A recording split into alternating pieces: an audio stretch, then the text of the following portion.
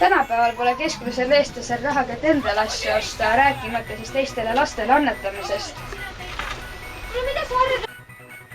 Järjekorrad on pikad.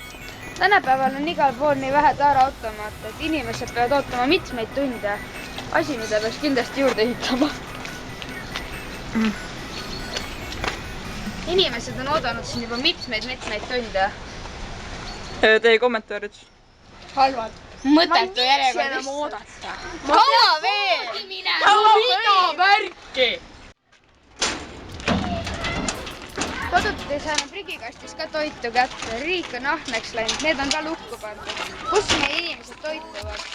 Enamus elavad vaesuses. Igal pool soditakse kõik prügikastid täis. Loodus rikutakse ära.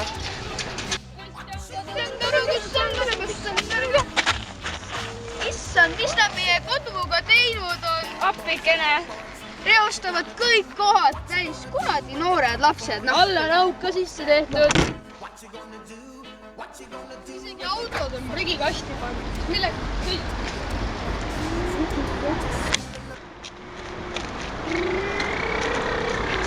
Let her work, make that money, watch it burn. Old, but I'm not that old. Young, but I'm not that old. I don't think